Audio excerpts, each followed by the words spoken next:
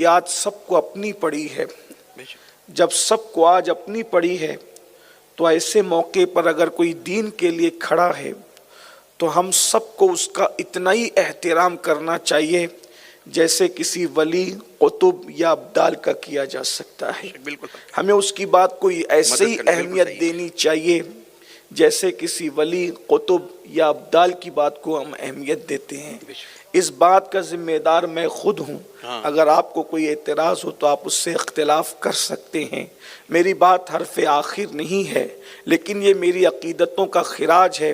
میں ہر دین کے خادم کو اسی نظر سے بے شک بالکل حق ہے. اس کی وجہ یہ ہے کہ یاد رکھنا اور ہمیشہ یاد رکھنا، اگر انسان پہاڑوں میں بیٹھ کر عبادت کرے تو اس کا فائدہ تنہا اس کی اپنی ذات کو ملتا ہے. بالکل حق ہے. پہاڑوں میں بیٹھ کر اگر عبادت کرے اس کا فائدہ تنہا اس کی اپنی ذات کو ملتا ہے اور وہ اکیلا جنت میں جائے گا. اگر اس کی عبادت قبول ہوئی تو اکیلا جنت میں جائے گا. لیکن جو بندہ علم کی خدمت کرتا ہے، جو بندہ دین کی خدمت کرتا ہے، وہ اکیلا جنت میں نہیں جائے گا اور اس کی ذات کو اکیلے فائدہ نہیں پہنچتا. اس کی وجہ یہ ہے پہاڑ میں بیٹھنے والا جس دن مر گیا اس کی عبادت ختم ہو گئی. علم کی طرف توجہ کریں، میں آپ کی طرف توجہ چاہتا ہوں. بہت خوبصورت بات آ گئی ہے اور انٹرنیٹ پر جو بھائی بہنیں سن رہے وہ بھی توجہ فرمائیں. غار میں بیٹھ کر عبادت کرنے والا اگر مر گیا اسی وقت اس کی عبادت ختم، عبادت کا ثواب ختم. لیکن اگر کسی نے علم کی خدمت کی، دین کی خدمت کی، مثال کے طور پر اس نے 4 حافظ بنا دیے، حافظ بنانے والا مر گیا لیکن اس غار کے عابد کی طرح اس کی عبادت ختم نہیں ہوئی. یہ حافظ جہاں جہاں قرآن پڑھے گا اس کا فائدہ حافظ بنانے والے کو ملتا رہے گا. اور پھر جب یہ 4 حفاظ 400 حفاظ بنائیں گے تو ان 4 کو جس نے حافظ بنایا تھا 400 جو بنائیں گے اس 400 کا ثواب بھی اسی کے نام اعمال میں آئے گا. لیکن ان کی نیکیوں میں کوئی کمی نہیں ہوگی. وہ 400 4000 بنائیں گے، اللہ اکبر، تو اس کا ثواب بھی اسی کو ملے گا جس نے 4 سے 400 اور 400 سے 4000، یعنی چراغ سے جتنے چراغ جلتے جائیں گے اس کا اجر پہلا چراغ جلانے والے کو ملے گا. اسی لیے تو ہم کہتے ہیں کہ ثواب میں نبی کے برابر کوئی نہیں ہو سکتا.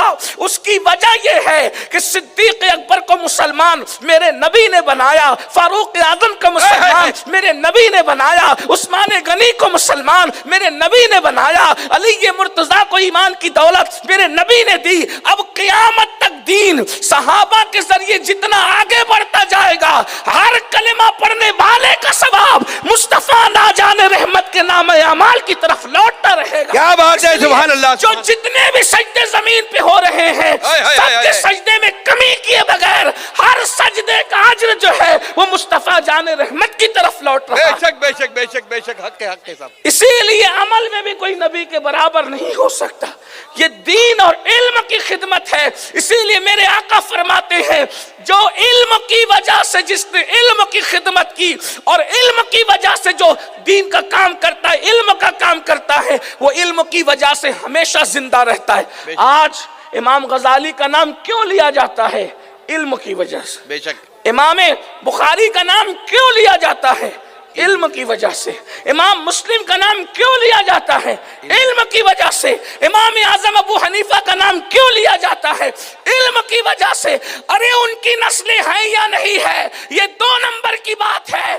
نسلوں سے وہ نہیں پہچانے جاتے، وہ اپنے علمی کارناموں کی وجہ سے. کیا بات ہے، سبحان اللہ سبحان اللہ سبحان اللہ. اس لیے علم کتنی بڑی، علم کبھی مرتا نہیں اور علم والا بھی کبھی مرتا نہیں. بے شک. اس لیے علم کتنی قیمتی چیز ہے. قرآن مقدس کہتا ہے هل يستوي الذين يعلمون والذين لا يعلمون. علم والے اور بغیر علم والے دونوں برابر نہیں ہو سکتے. فرق ہے. اللہ نے فرق بیان فرمایا. علم بہت بڑی چیز ہے.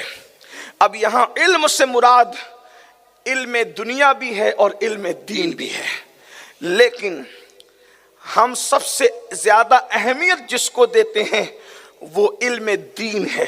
بے شک اس لیے کہ ڈاکٹر، ٹیچر، انجینئر، ڈاکٹر اور جج کچھ بھی بناؤ بچوں کو، میں بار بار پورے ملک میں یہ بات دہراتا ہوں، لیکن پہلے اتنا علم بچوں کو ضرور دو کہ ان کو ایمان اور کفر پتہ چلے، بے شک ان کو دین اور اسلام کا حسن پتہ چلے۔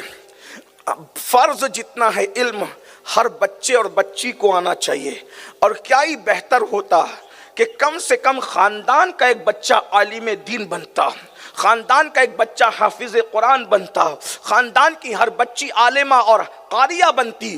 اس کی وجہ یہ ہے کہ کسی بہت بڑے مفکر نے کہا تھا، مرد جب دین پڑھتا ہے تو دین جو ہے وہ گھر تک رہتا ہے، لیکن جب عورت دین پڑھتی ہے تو دین مکمل خاندان تک رہتا ہے، نسلوں تک دین منتقل ہوتا ہے۔ میرے